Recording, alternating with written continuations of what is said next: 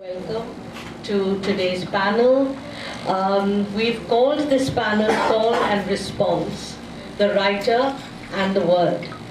And the idea behind it was to get these three very interesting and very talented and thinking writers to share with us, as creative people, as artists, how do they negotiate this space between the world in here, the inner world which all of us as human beings live with, the world that constitutes so much of our response to people and things we experience, and the world out there. The world out there has, over time, become increasingly difficult to step away from, because it's always there with you. It's there on your phone every time you pick it up. It's there all the time surrounding you. And it's very hard to switch off. Much more so, I would imagine, for writers today than the famed ivory towers used to be for writers of an earlier period, who could withdraw perhaps more easily, perhaps not, we don't know. So this was the idea, that when you are, and yet as artists and as writers and as people who think and respond, there is a lot of sensitivity to what is happening. That is bound to be. And the world is always calling to us in some way with something that has happened, that demands a response, that demands a reaction. And as writers, how does one deal with this? And how does it make its way into one's work? I happen to know, maybe that's unfair cheating on my part, but I happen to know that each of these three writers has actually already dealt with this in their work. Sumana's novel Missing, it was missing, right? Yes, it was absolutely based on documented newspaper factual story that happened, and how she made that into a work of fiction and explored a lot of things through it. Iryna is from the Ukraine, and a lot of her recent time has gone in responding to and dealing with what is happening to family and friends when she is not there with them to experience and be alongside what they're going through. Krisha is a trained philosopher, also a poet and a writer, and he has actually made part of his work to do with taking the philosophy to a real practical level, to an activist level almost. So, again, that whole interface between what one would imagine is a very inward-looking practice of philosophy, and at the same time turning it outward into where it actually makes a palpable difference on the streets. So this is the point from which I'd like to begin, and maybe what would be lovely is if each of them, and I have asked them to read, so I've asked them to select pieces that speak to the points they want to make. So maybe I could begin by asking Sumana, how do you deal with this whole sawal-jawab that goes on between you and the world? Thank you, Anjum, for asking me to be here, and to all of you for giving us your Saturday, right? Yeah. I just realized that you're asking us this question about inside and outside in a place called Ghore. So that might be a coincidence. Ghore is, the Ghore would translate into the home and the world. It's the name of a Tagore novel. So the name of the restaurant we ate in is also called Ghore. It's very difficult to kind of be aware of where the inside ends and where the outside begins inside all of us. I think I'm trying to think back to my oldest memory of what the outside was. As a child, this was something that we wore at home, and this is a very Indian or even a Bengali practice, bari pajama, as in things that you could wear only at home. So I think as a child like other Bengali or Indian children, might have become conditioned to that idea of the outside coming through the idea of clothes, and then the public and private coming from there. Because you asked us to speak about how does the inside respond to the outside, I am very interested in response. Yes, we've had this discussion before. As someone interested would be too mild a word, almost obsessed with plant life, I became obsessed with scientist Jagadish Chandra Bose's work, whose work about plant life is basically about response. All he wants is to find a response from the plants. He regrets it later in many of his essays and letters. So he wants to know, he wants to prove to the world that his intuition about plants being living beings might be validated if you could prove that plants had some kind of quote-unquote an inner life, as it were. So he tries to shock them by putting them under extremely difficult circumstances and unhospitable circumstances, such as very high heat, cold water, electric current, and so on. And he wants to record this response of the plants inside, as it were, through instruments that he would design.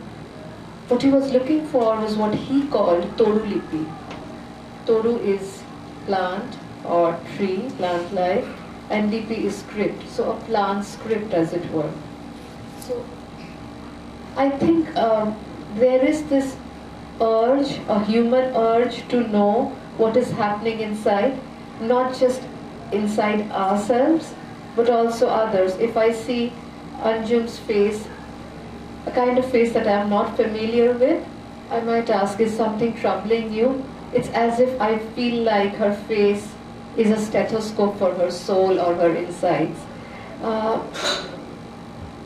The novel that Anjum mentioned is called Missing. That came from a distinctly different kind of politics.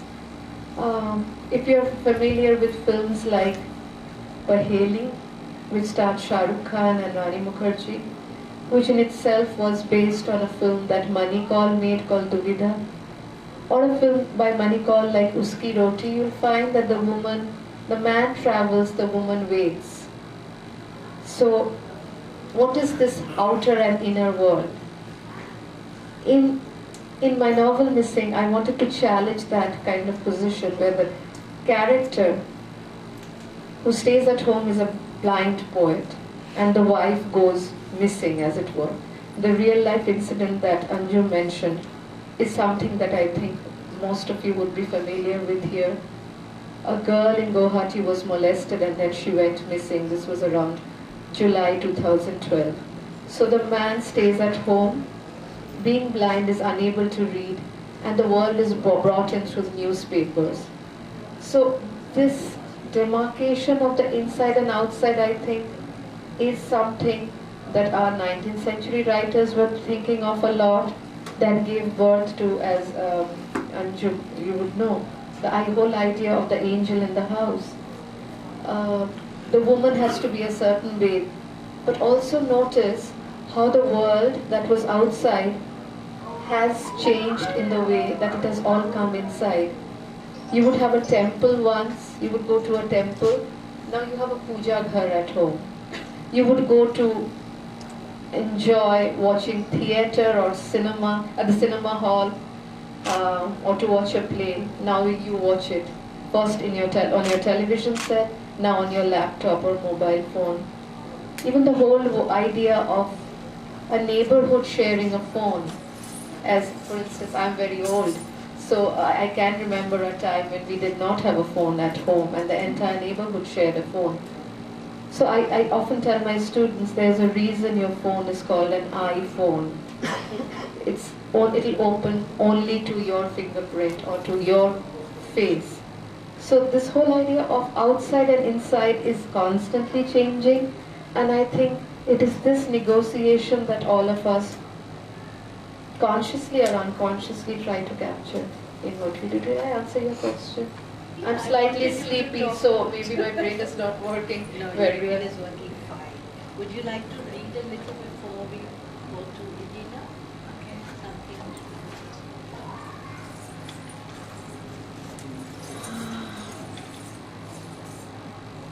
I woke up at 4 o'clock to take a flight from Delhi to here, so I'm so sorry if I'm slightly disjointed.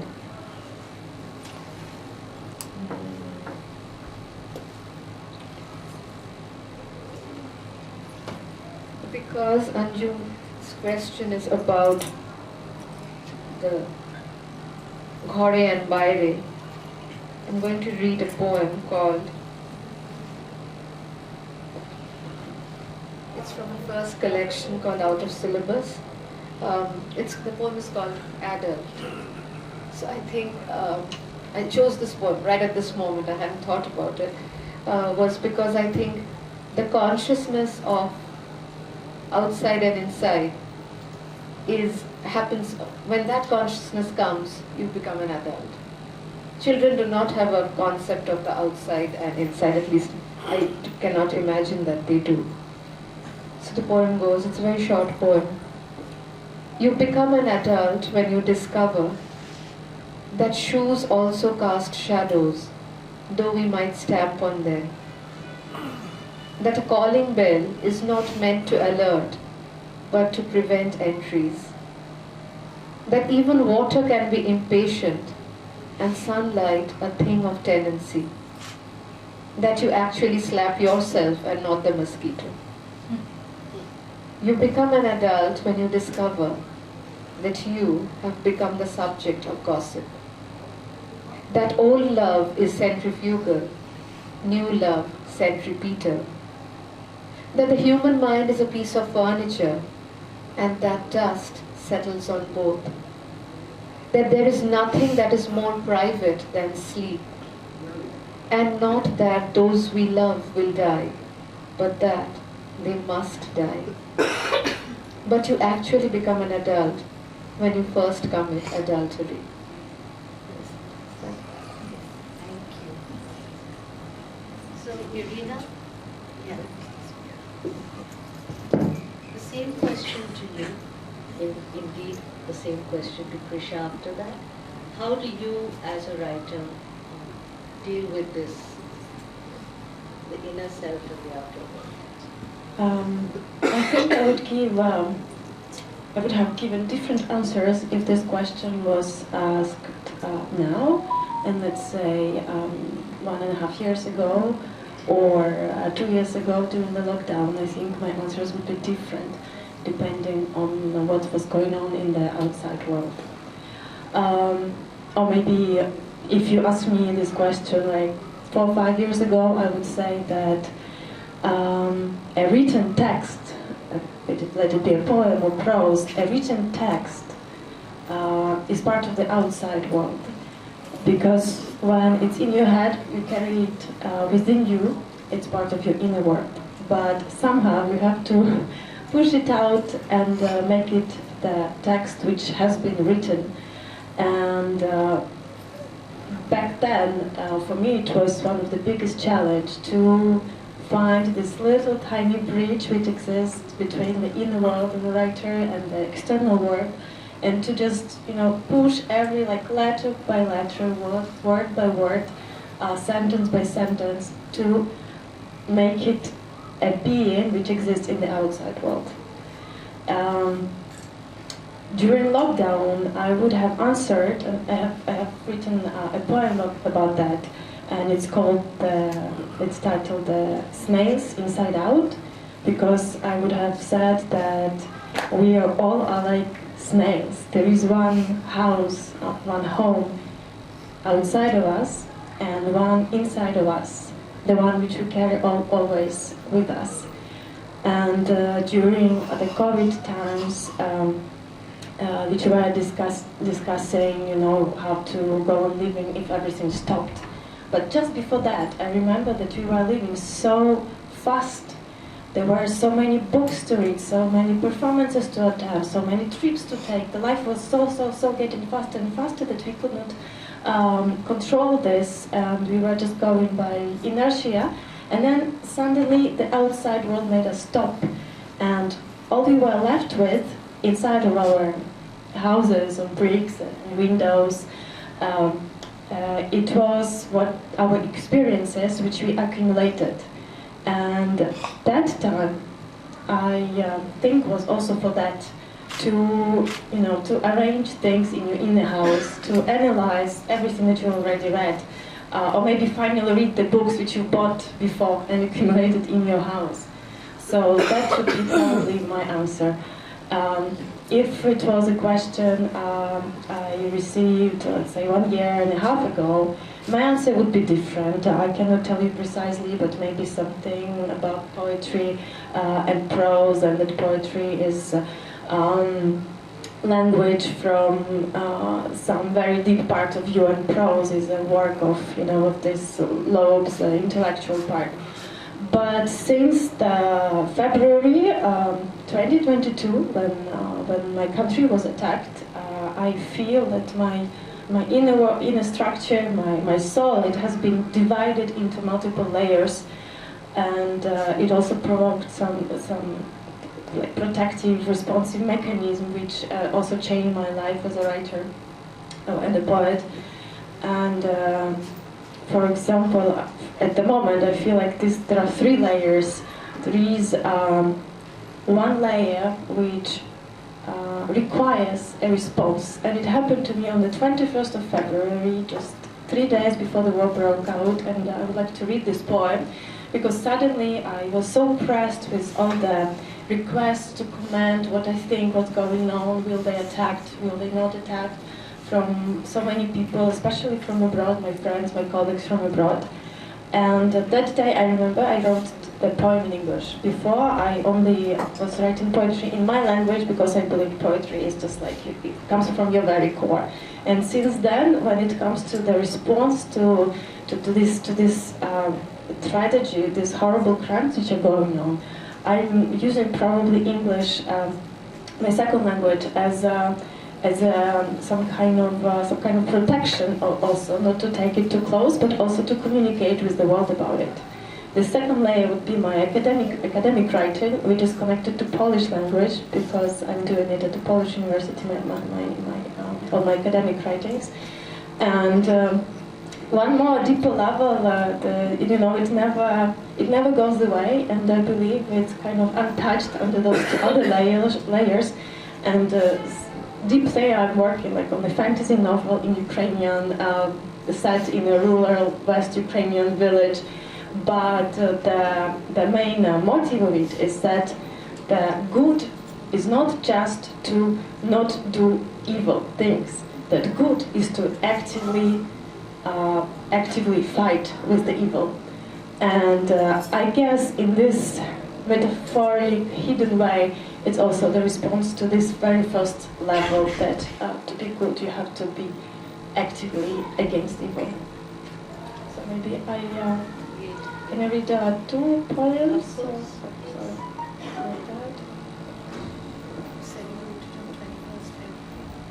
Yes, last year, so that's language. Is that more coincidence than Yeah, that's a coincidence. I will start with the poem translated into English by Iryna Vikyrchak. It's called Recycling, somehow referring to the previous discussion. It's about recycling, but also metaphorically, and okay. Recycling.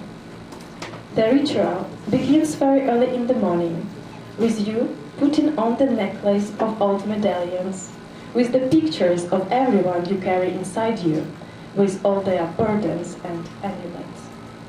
The bracelet, made of the keys of apartments where the words on the walls told you that most permanent thing in life is impermanence.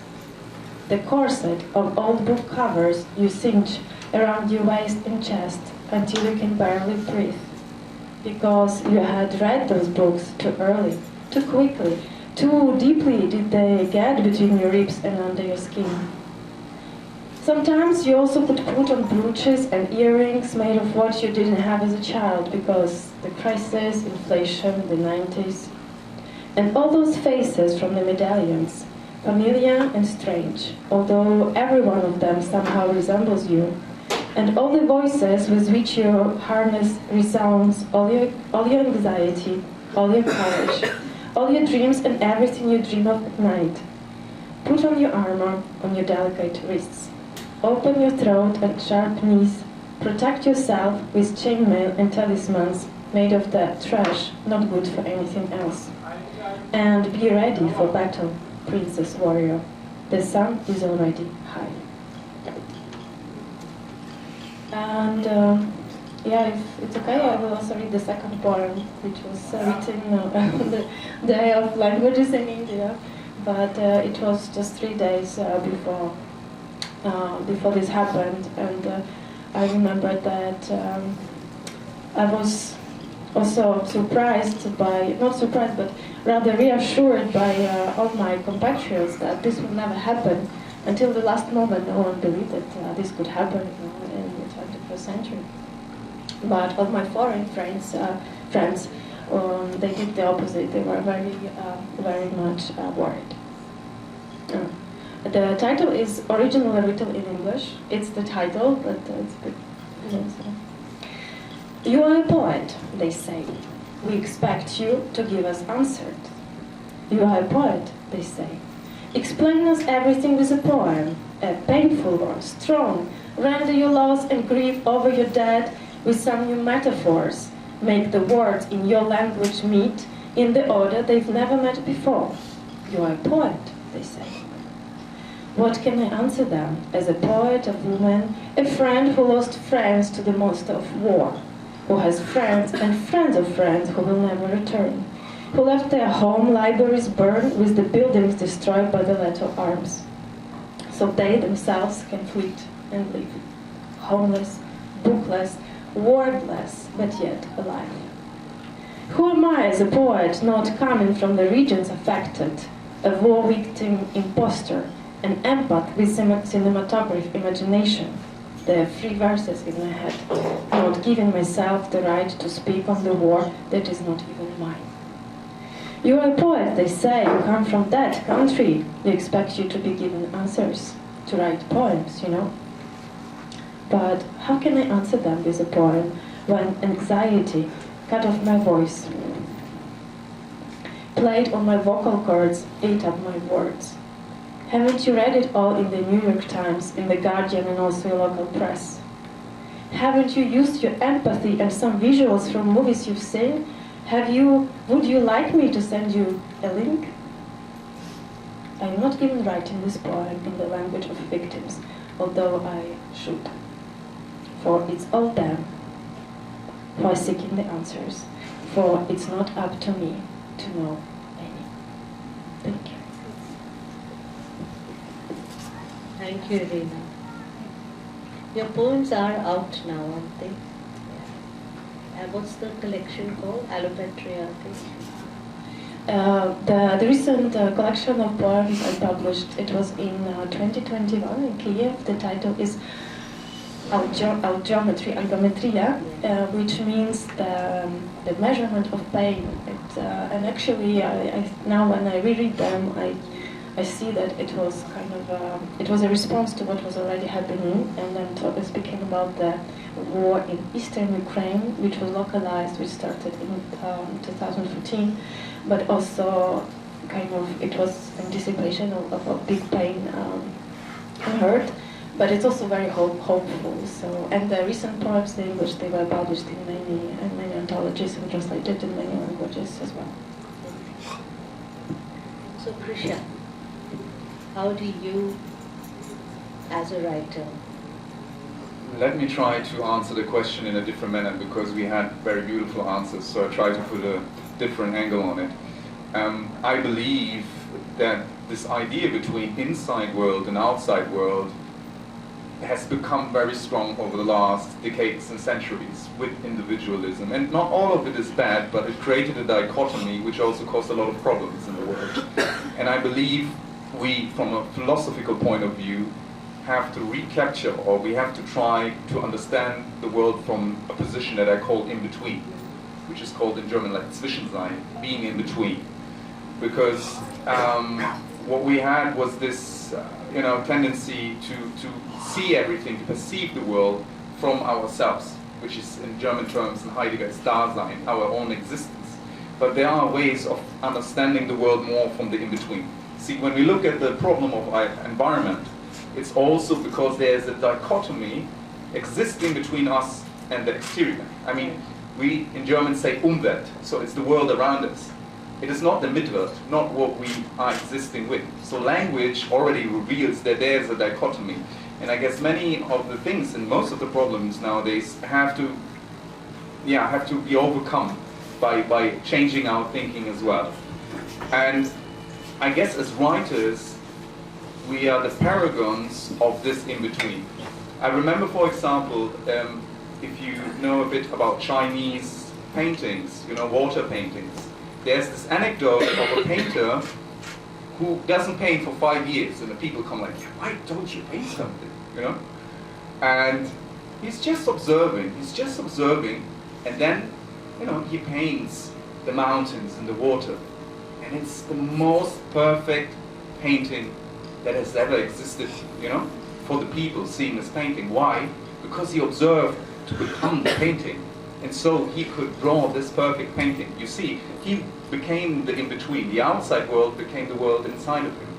And so I guess we as writers need, as in any art, we have to perceive the world, we have to respond to it in order to portray it in a way that it communicates also with other people, you know.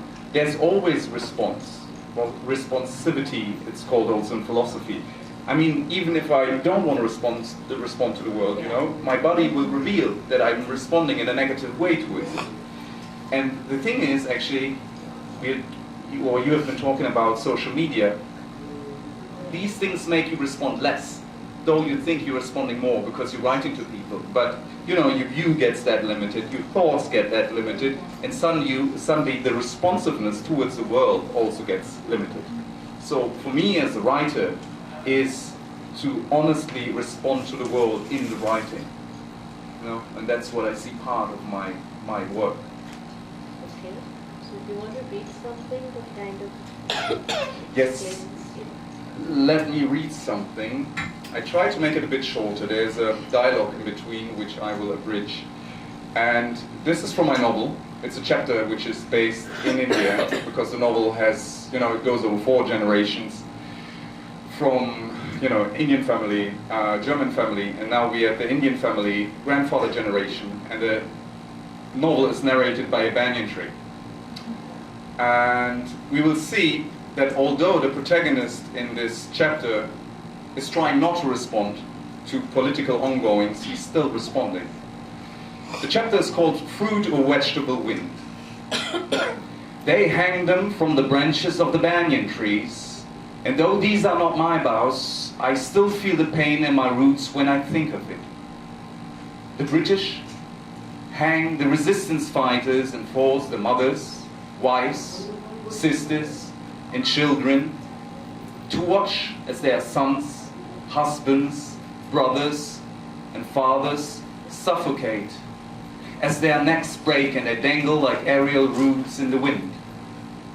The tips of their feet dance a tactless dance in the air, then point towards the earth and draw circles. And those still twitching, they hang again and again as the trees bleed from the branches, roots, and the wounds of their barks. And the red earth beneath them, never again shall a blade of grass grow. The British turn a trading company into a colony, free men into slaves, friends into foes, a rich country into a poor one, a united one into a divided one, but Anand doesn't notice much of that. He prefers to tend his tomatoes. When his friends are chewing betel nuts and leaves in the marketplace, chatting about politics among sapodillas and dried chilies, he keeps saying, "Friends, this country is like a tomato." Anand runs to his tomatoes and talks to them, strokes them, sings to them. He names each one after a god or a goddess, of which there are enough, hundreds, thousands, so that he never runs out of names. Agni, Bhumi, Chandi, Durga. Other farmers may laugh at him, but his tomatoes are the biggest and juiciest, his taste divine. Gandhi fasts, picks up a few grains of salt, and lets water evaporate to east, runs a trail of blood that the ghost train also leaves along the tracks when it travels from the one side of the line to the other. In the holy city of Amritsar, bullets split the gold from a temple, then in Delhi, the life from a prime minister. Two countries that were once one become three, and an ant Christians his tomatoes. Further south, if you follow the chain of coral reefs and sandbanks that were once supposedly a bridge across the Laccadive Sea, you come to an island that is no longer called Lanka nor Ceylon, but Sri Lanka. There, gods fight against demons until no one knows anymore, because who is who, because they have to learn that gods are always demons, and demons are always also gods. And an ant can no longer remember all the divine names of his tomatoes. A little later, a bomb rips an Indian prime minister into thousands and thousands of pieces. And an ant still doesn't know whether tomatoes are vegetables or fruits. One day, a tomato bush will sprout from the middle of his forehead, his third eye. But until then, some tomatoes have to be trampled on. Thank you. There was a little bit of dialogue in there when he said India is like a tomato because nobody quite knows whether it's a vegetable or a fruit. Yeah, I omitted a part. Yes. Usually they go on and all his friends is like, what are you talking about? And he's like, we have to fight for India. And he's like, tomatoes or fruits. Yeah. And he says that when people can't decide on what a thing is, there is always an argument. And I think that's something we're really facing now. People trying to decide on what India is. And there is an argument. So thank you, all three of you, for talking about this question. And what I wanted to also ask is that when, there is this sort of struggle between the question that Iryna, you so potently expressed, you are a poet. What do you think? What do you have to say? What are your words? What do what advice do you have when it comes to artists? Somehow the artists are very often asked to respond immediately to something very powerful, very violent, very big that's happening in the world. Have you faced that dilemma, and how do you personally feel is appropriate?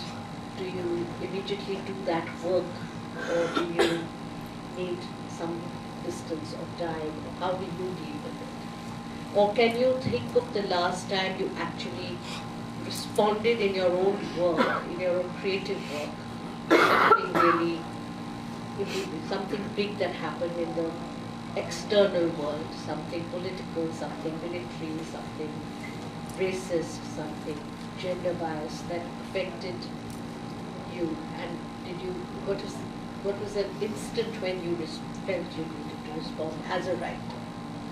Maybe you could share that. Krish, you want to go first? Or? I can go first. I guess it's always a question also of your own vanity, right? So, because you're a writer and then you finally get the chance that your voice counts something after decades of writing and nobody listening to you, so you want your voice to be heard, but you have to be careful because not everything you're saying is maybe, really worth it. There have been instances where I just turned it down and I said, I'm not going to respond because I don't have the proper knowledge. And everybody can say something about, some issue, but I guess we should also, as writers, keep in mind that we have the responsibility to add something valuable to society, especially in times of mass media. Everybody's communicating all the time.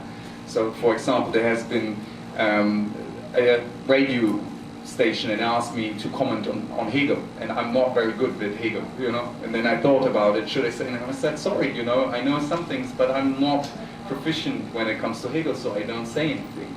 Why Hegel suddenly? Was there something happening with Hegel? They discovered some scandal. No, it was, I think, the 150th death day or something like that last year. Okay. Yeah, but Germans and their Hegels and their idealism. So, and then I said, no, I won't, answer and respond to that. So, one take on it. Sumana?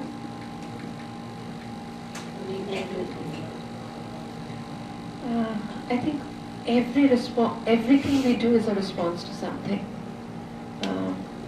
Brushing our teeth in the morning is a response to daybreak. Every single action is a reaction. About are we responding? I can't speak for everyone. Am I responding to the world? Yes, I am. Am I responding to everything in the world? No. Not everything in the world is my world. He mentioned being, cautious about not speaking about Hegel. So there is this tendency also, because I make a living in academia, to be what in Bengali is called shock janta, to be know-alls, and that's a very risky position to be in.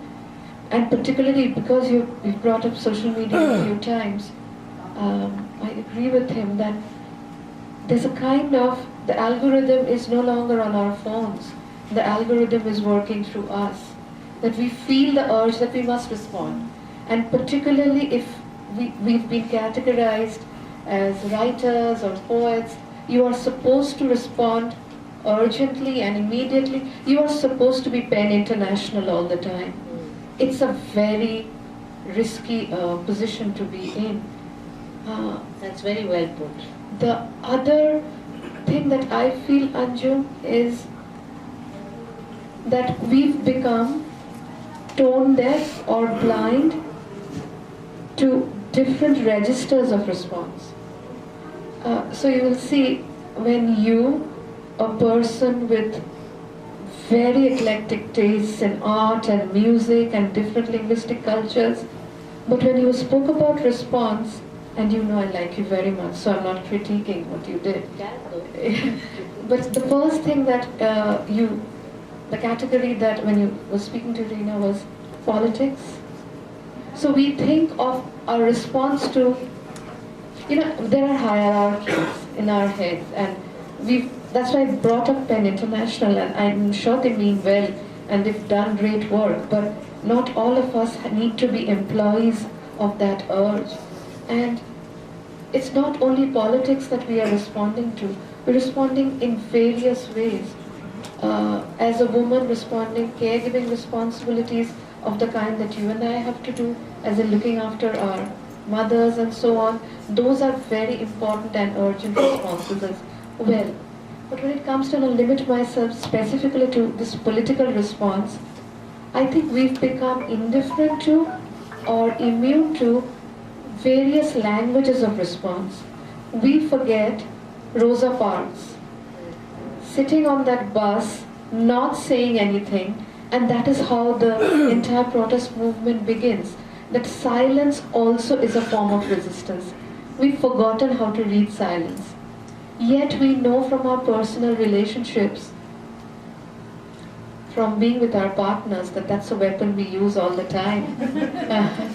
So there's a tumri which goes, I think you'll be familiar with it, and some of you too. Main tose nahi bolu. The woman is singing, and she's singing Main tose nahi bolu, I will not speak to you.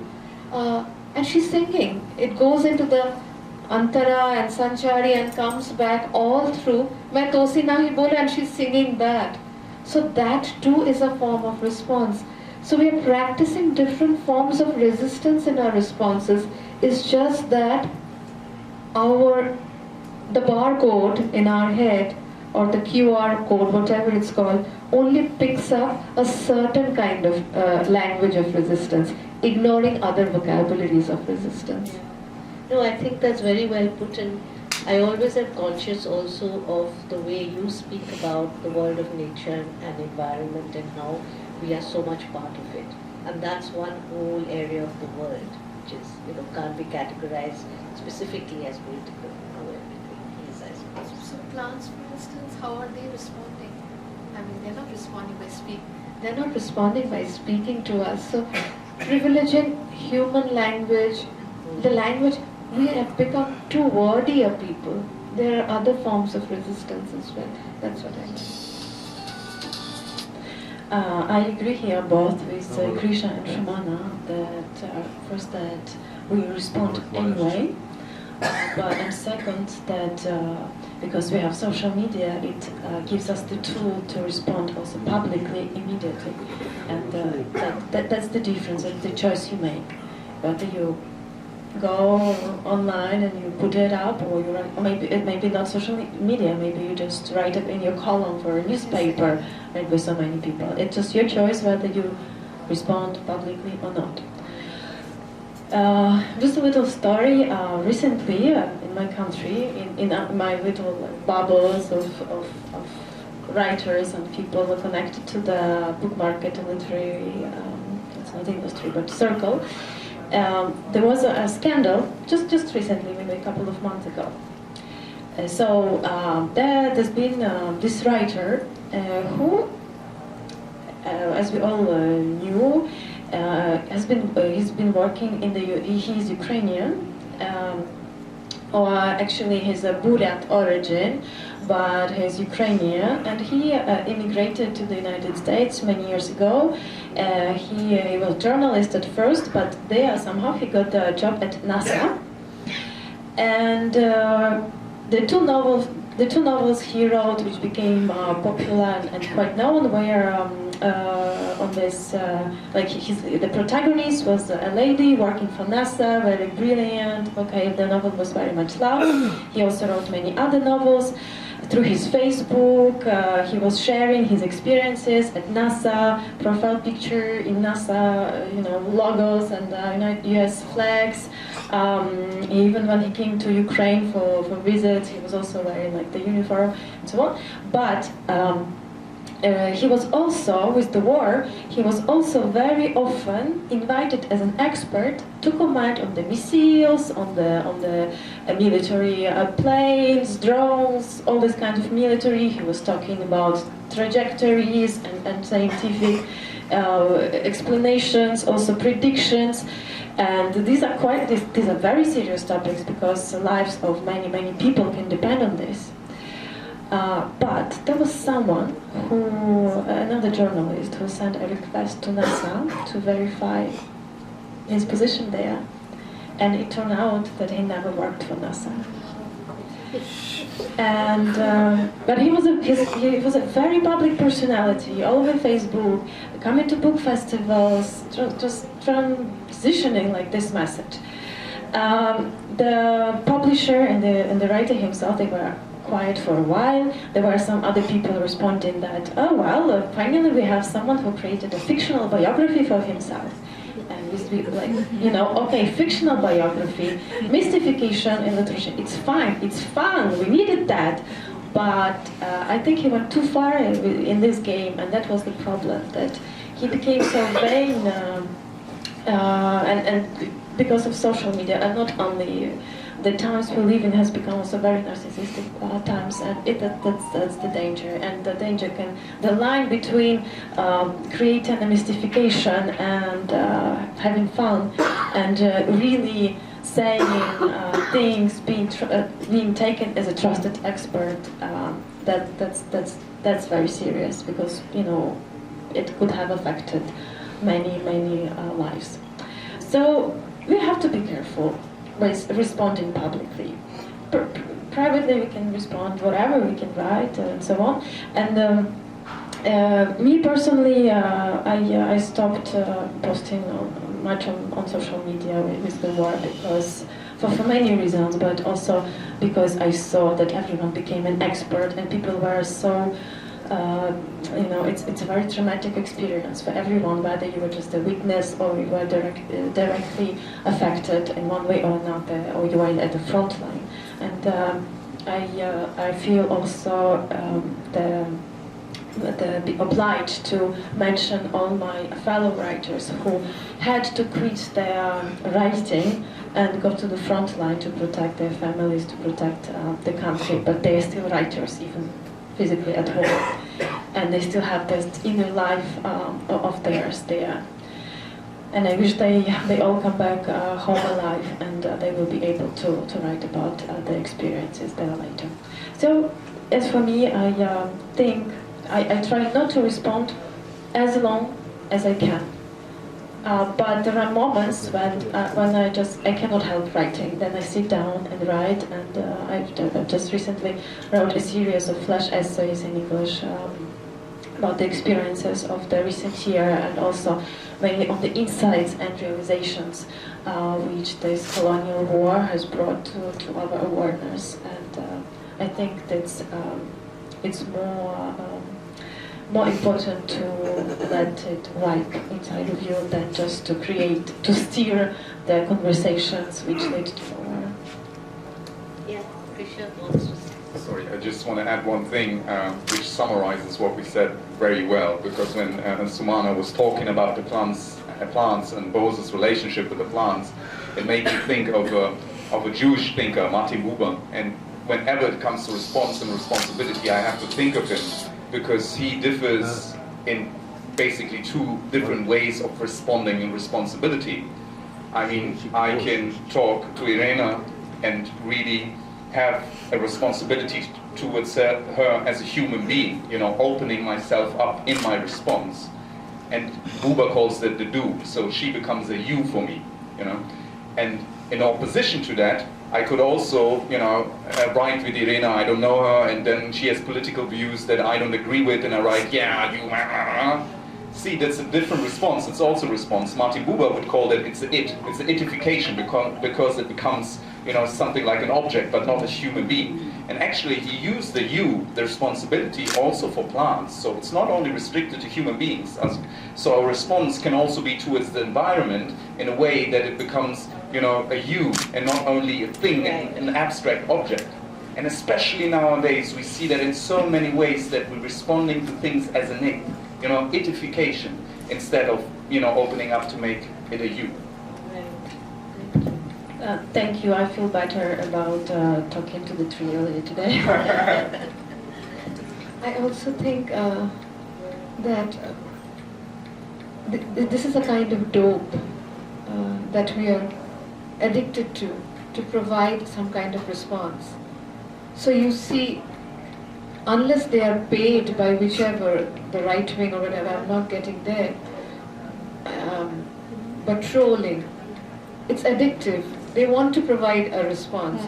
So one of the first things that I remember when I began writing for magazines and journals that were not just print but media, I'm much older than you, so this is about 15 years ago.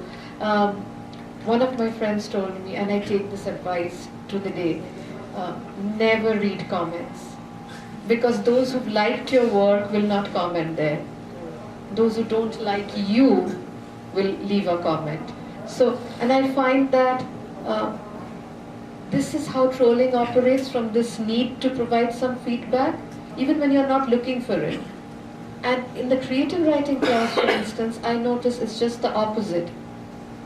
They are greedy, my students are greedy not to offer feedback, but to get feedback. They are not interested in giving feedback to the dead writers, not to their contemporaries, no one. They want to be told how good they are. And they will begin their response with what one of my colleagues called a shit sandwich, which is, I like this, and you know, but this is what I don't like, but I still like it. So I think the urge to provide responses also, she mentioned this, that what was the period that you waited to respond? This one I remember, Iryna, something that I'd been asked to write something for Women's Day.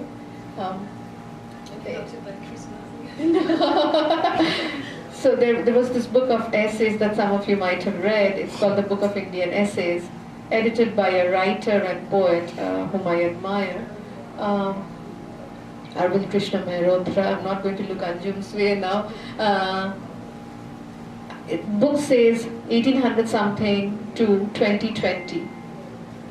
There are no women essayists in the book who've written from 2001 to 2020.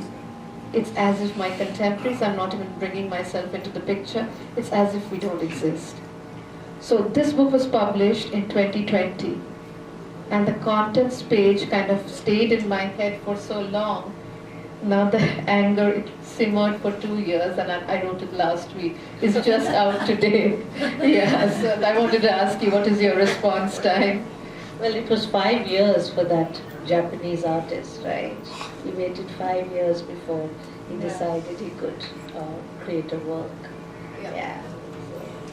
So can we have time for a couple of questions before we run out of time. So who would like to go?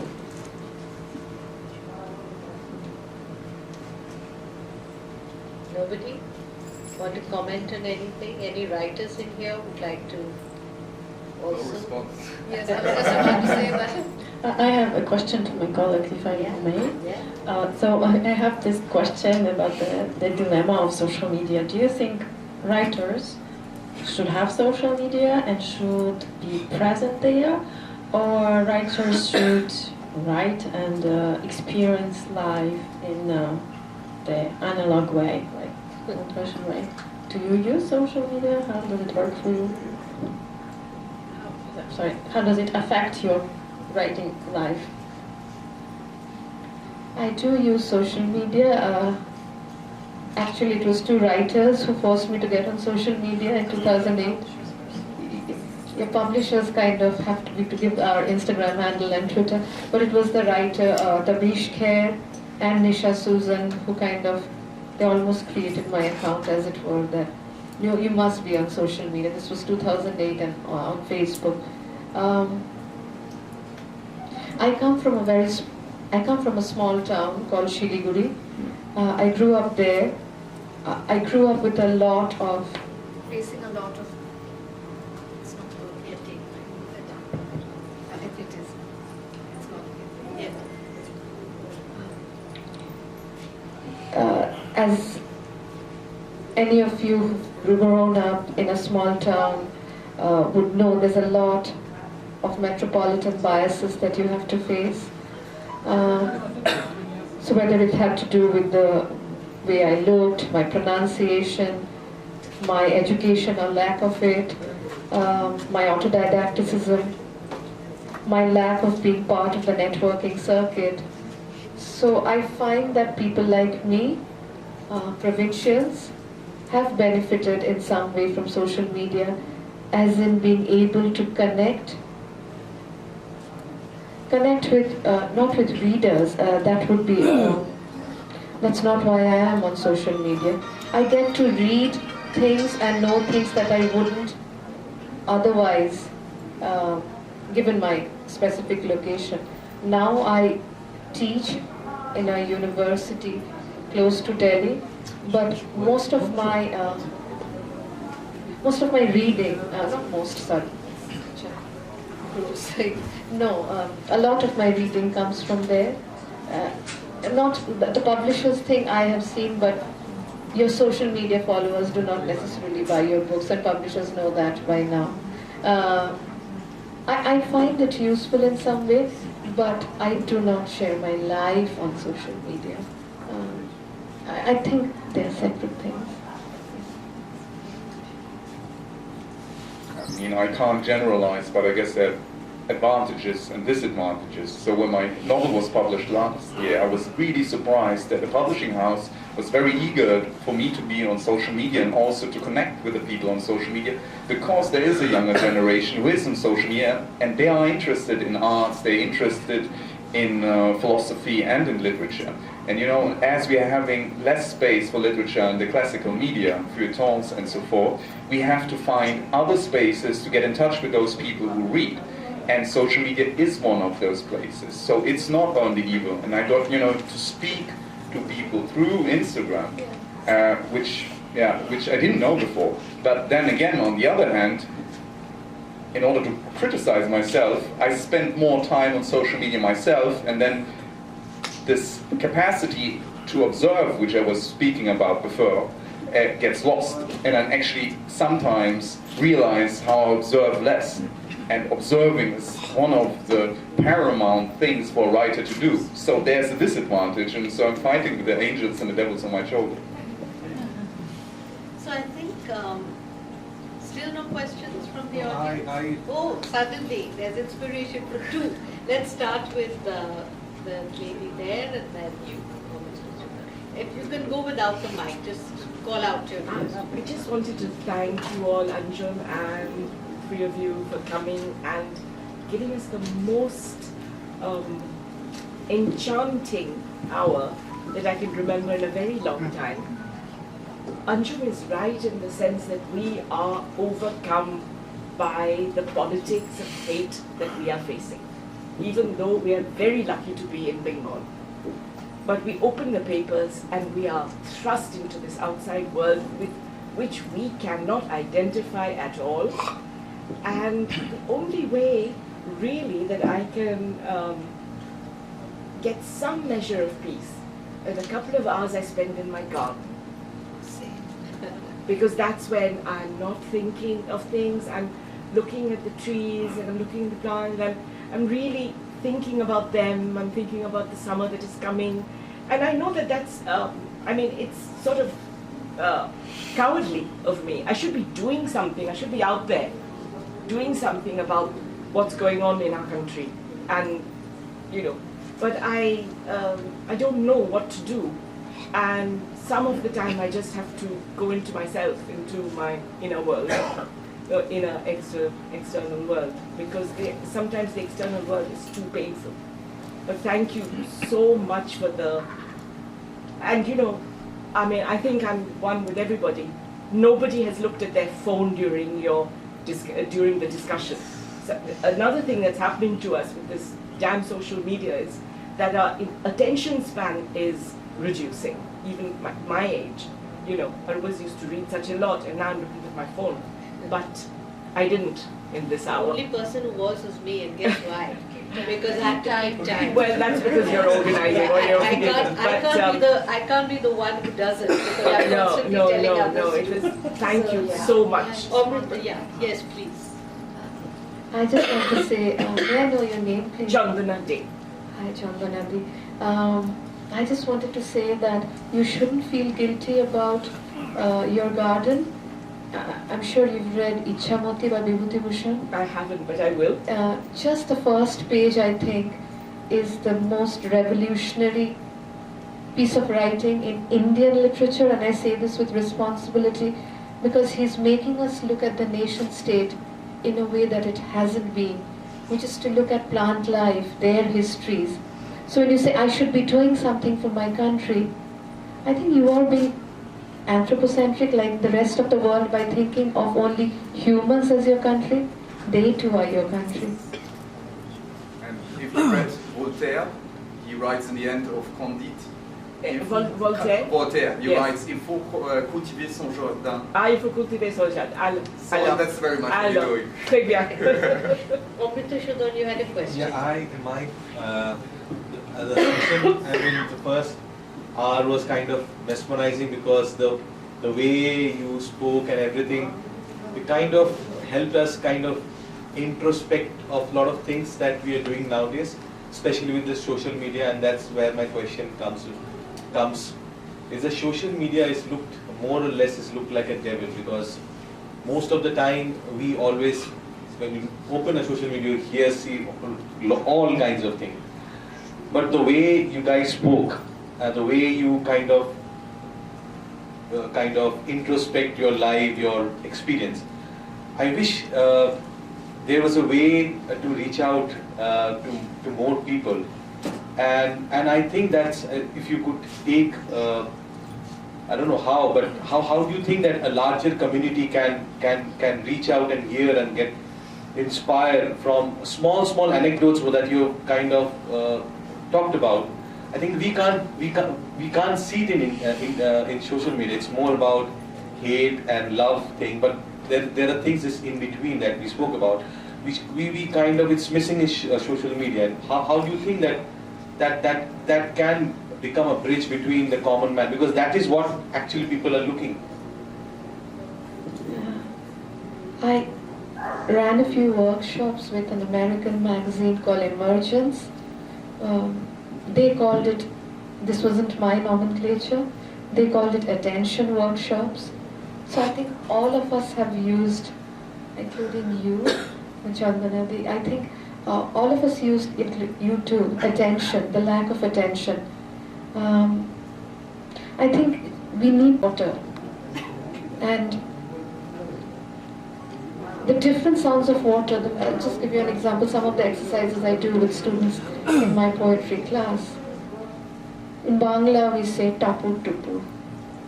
In English we say pitter patter. So the T and P remain the same, it's just that they have changed. So I remember, because I was in a small town and I have not met a foreigner, in my head a foreigner was a white-skinned person. I had not met a foreigner in my small town. I thought of the difference between tapu tupu and pitter patter as a difference in nationality. That the English rain sounded like pitter patter and the Bangla rain, or the rain in Bengal, was tapu tupu.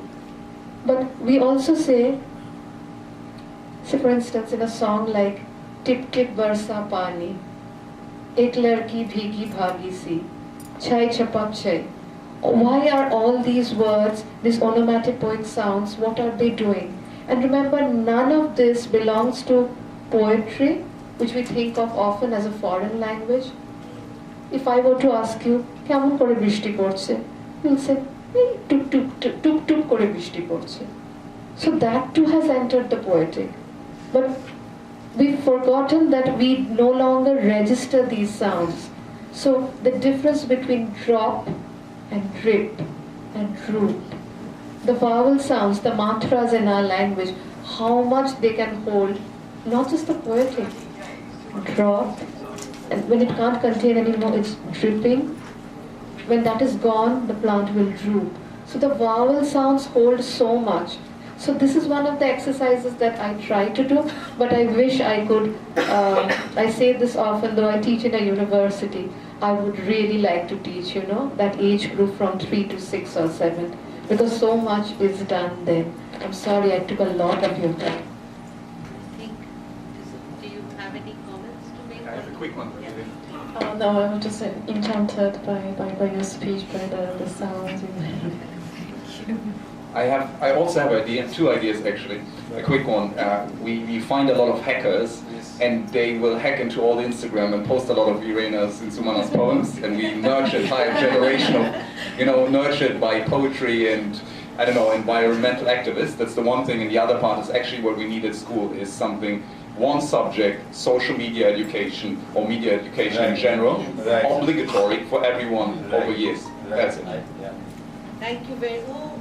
One quick request. We're 15 minutes late. Oh no, then I think we should carry on.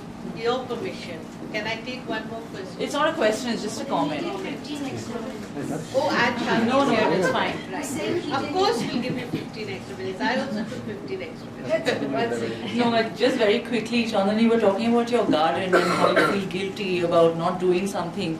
But, in collectivist communities like ours, all of us in the global south, I mean, I think you were talking about how, you should also respond to the plant life. I mean, that is how it is. I mean, we get so disconnected with, I think Krisha mentioned individualism at one point. I think you were possibly making a point against it, I'm not sure. But we've just we've become so riven from what we already know, and how caring for ourselves and sustaining ourselves is all, it comes from the land, and there is no form of care that does not directly or indirectly involve other people and the land that we come from. So, I mean, that's just something that struck me about what you were saying, especially when you're talking about rain, So, I just want to say that. Thank you. You know what I'm loving? I'm loving the fact that people are responding like this to these three writers. Yes. I would like to add, I don't need a mic, but I would like to add to what Shinanda mentioned. There's this good poem by R. Knight. It says, "Slow down, mommy." So it says it's always nice to slow down a bit and stop. The tension is very important when a mother is feeding a child. No matter how small the child is, the tension, even though a child is very small, it's a baby, it definitely understands, and the child or the baby also responds. Right. A child also understands the tension. So if you can nurture this from the very beginning, caring follows its path. When you know somebody's giving you that those ears and eyes. And Thank you very much. Thank you for your ears and eyes. Thank you all three of you for sharing with us and everyone here. And we are running 15 minutes late. We have been from the beginning. So we'll start the next session right away, and we take permission from the session after that to be 15 minutes. Thank you very much.